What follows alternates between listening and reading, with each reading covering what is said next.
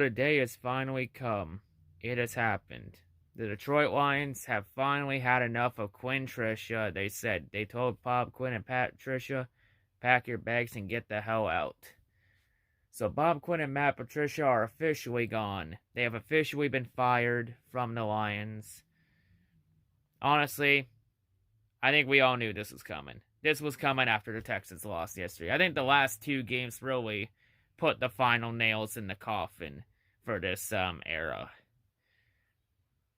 Because the last 2 weeks, both games against the Panthers and the Texans were winnable games. The Panthers game, simply look at the Panthers game. You had no McCaffrey, no Teddy Bridgewater, and then the Lions defense got shredded by a fucking XFL QB.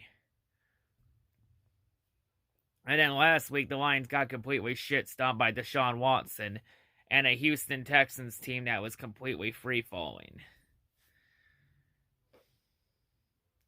So yeah, it happened.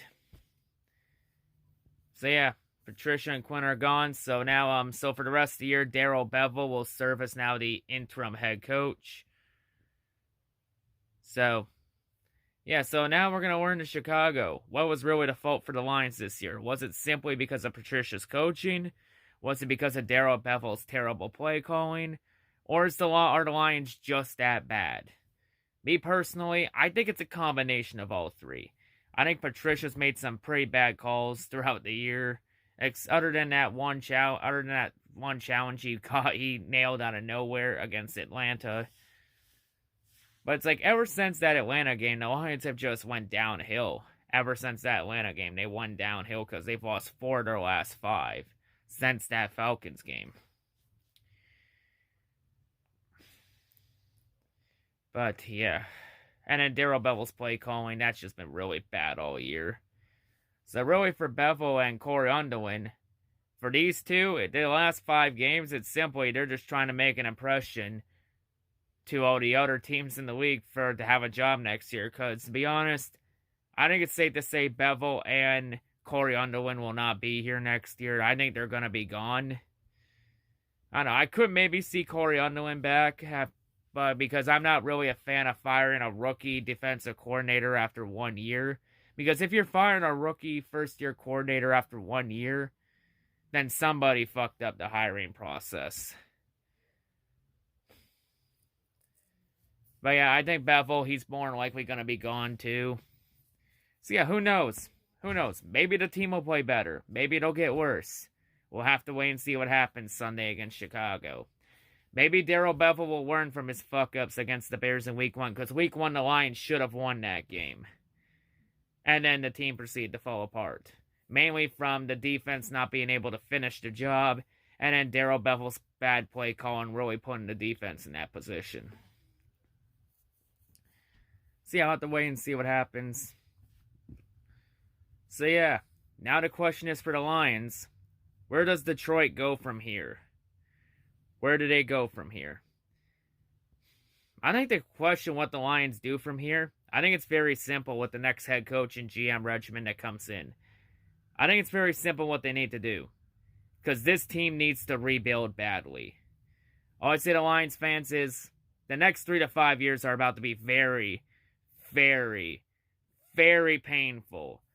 I feel like next GM and head coach come in, they're about to make a lot of moves we're not going to like. But it's going to benefit the future of the team, the long-term future of the team. So I think the one solution is, I think the Lions need to do what the Red Wings, Pistons, and Tigers are doing. I think it's very simple what they need to do. Blow it up. Bring on the youth movement. I honestly feel like the Lions need to get younger and need to enter next year as one of the youngest teams in the league. Because I think blowing it up and rebuilding is more than likely supposed to be the right move here. Because look at the Red Wings right now. They've blown it up. They got out of a lot of their bad contracts the last few years. Especially ever since Steve Eisman came in. And now the Red Wings, they got a lot of young pieces and a lot of young pieces, a lot of young talent coming up in the ranks. And I think the Red Wings, they're going to be a contender in a couple years. When all the young faces come up to the team. Like, the Red Wings are going to be a contender in a couple years. And they got the Tigers. At one point, the Tigers, it looked like their rebuild was going the wrong way. But now the Tigers have made a complete 360 and turned it around under Alavilla, which I'll be impressed. Under Alavilla, they were able to somehow turn around. And now the Tigers have the second best farm team in all of baseball right now. You know, Casey Means has come up. He had his rookie growing pains last year, but I feel like he's going to take the next step forward in his development. And he also got Riley Green coming up along with Spencer Torkelson in a couple years, so that'll be interesting to see with him.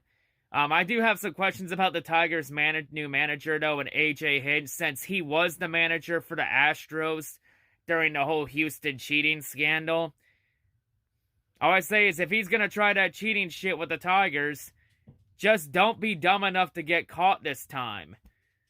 That's all I got to say there, because I'm pretty sure every team in the MLB cheats, or tries to cheat. Like, you know, it happens, you know, some teams try to do it to try and get an advantage, which, hey, you know, you always want to try and get one up on everybody. But I think the main problem with A.J. Hinch and the Astros was that they were dumb enough to get themselves caught. They were dumb enough to get their hand caught in the cookie jar. That old cliche saying. So yeah, A.J. always say is, don't get your hand caught in the Detroit Tigers cookie jar this time. And then you have the Pistons. Now, for the longest time, the Pistons had no fucking future. This team just looked completely lost, stuck in purgatory. But ever since Troy Weaver came in, within a couple weeks, Weaver was able to somehow, some way, he threw his balls on the table, and somehow gave the Pistons maybe one of more unexciting future too. Like, in a couple weeks, the Pistons went from having no future to now maybe having a future. As he's now pretty much said, we're blowing the bitch up and rebuilding. Now, what happened? Now, I'm not going to really rank the Pistons draft or the offseason, because really, draft and offseason grades really don't mean jack shit until we see the finished product on the court, or on the field, or on the ice, and yeah, you get the fucking point. So yeah, really, if you're asking me what my Pistons draft grade is, I don't really care about draft grades. They don't really mean jack shit. Until we see the product in front of us. So yeah, but honestly, for the Red Wings, Tigers, and the Pistons this year, I'm just gonna play it safe and say I have no expectations for them this season. So that there's zero chance of me being disappointed. Because I don't know what the hell either of the teams are going to look like next year. Until we see them out there. Honestly, the one expectation I have for them is I just at least want them to be exciting to watch and not be a fucking chore. And then you had the Lions, where at one point the Lions, it looked like they had some promising pieces, and then everything just fell apart. Now, everyone's saying that firing Caldwell was a mistake. No, it wasn't. Firing Caldwell was the right choice. The Lions were going to be, at best, mediocre under Caldwell. Now, you know what 9-7 is code for? Mediocrity. Back-to-back 9-7 winning seasons like that, like we're supposed to be impressed with that. That's fucking mediocrity. The problem was the Lions just made a bad hire. That was the problem.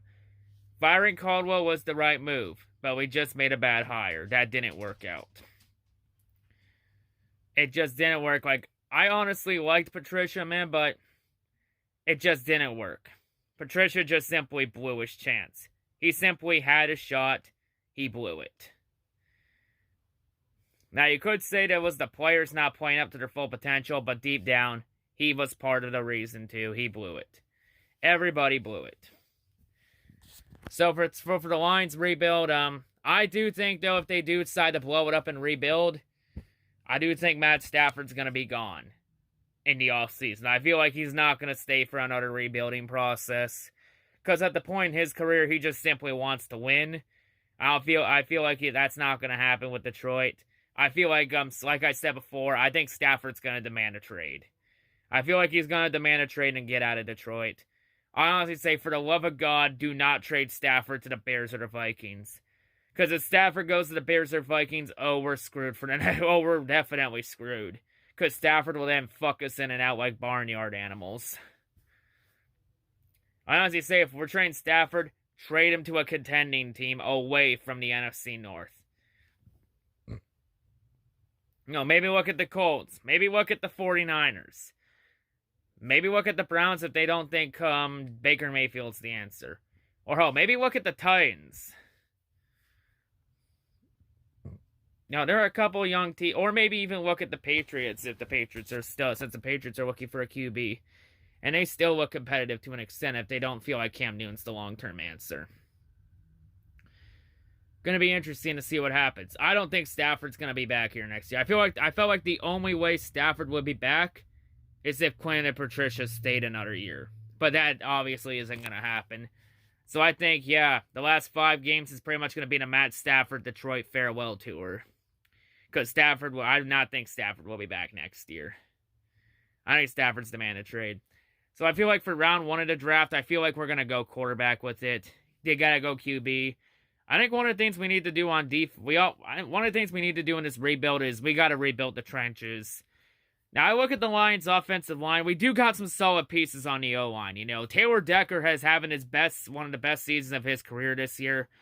I feel like Frank Ragnow, he's one of our top O-linemen right now, too. Jonah Jackson's having a really good season. There's a lot of potential with Logan Stenberg.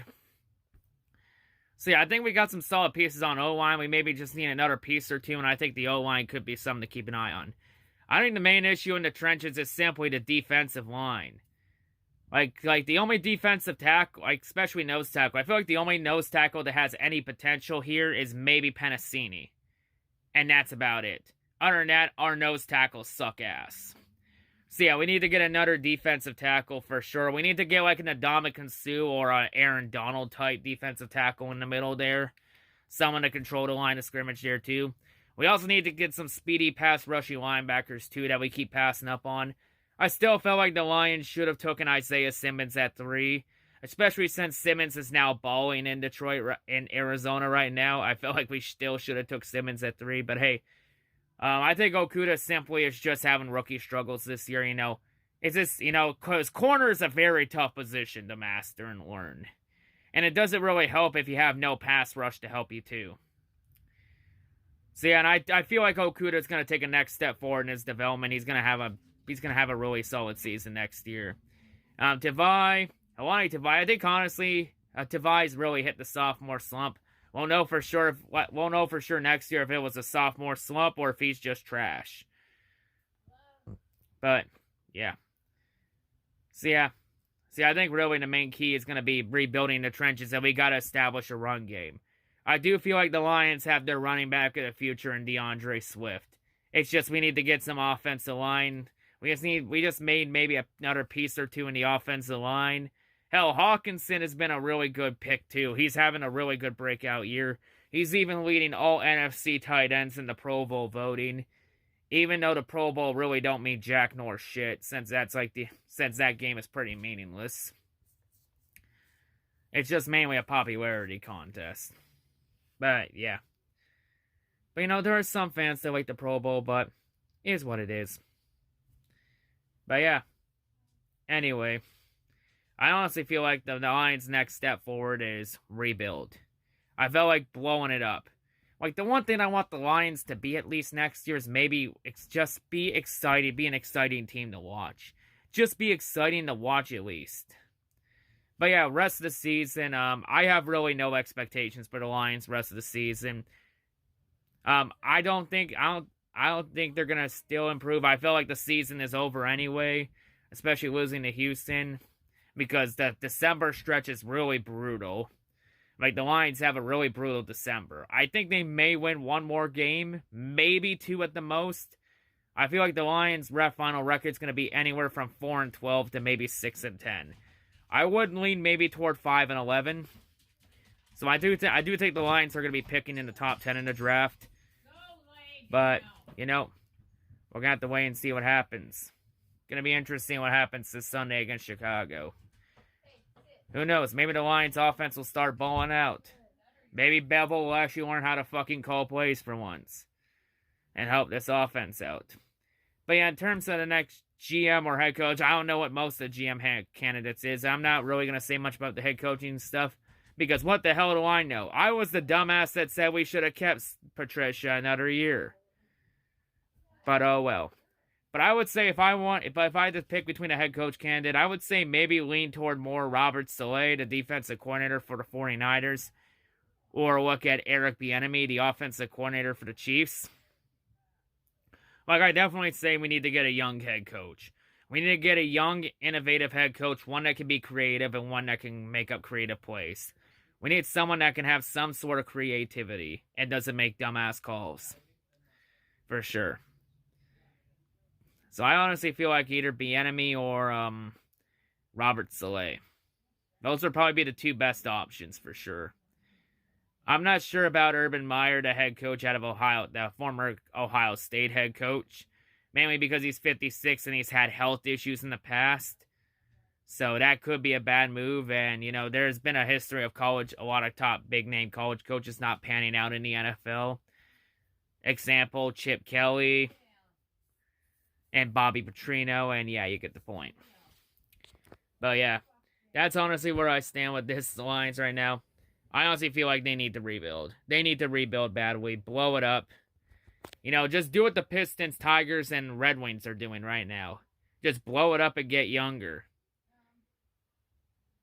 I think that's simply the best move going forward. But yeah, that's all I gotta say. I'll see you all for the week 13 preview against Chicago. And also, real quick, to all the Lions fans that are saying, sell the team, sell the team. Shut the fuck up with the sell the team bullshit. Sheila Ford is definitely not selling the team after 1 year of ownership. She's not selling it after 1 year. Shut the fuck up with that bullshit. Like, hell, she's only had 1 year as owner. Let her have time for fucking once. Maybe now with the Lions possibly going into a full rebuild, maybe this fan base will actually learn how to have fucking patience for once. Instead of saying, oh, well, I've been a fan for over 30 years. I'm entitled to it. You ain't entitled to shit. Shut the fuck up. Take your sense of entitlement and shove it up your ass. But yeah, that's all. Peace.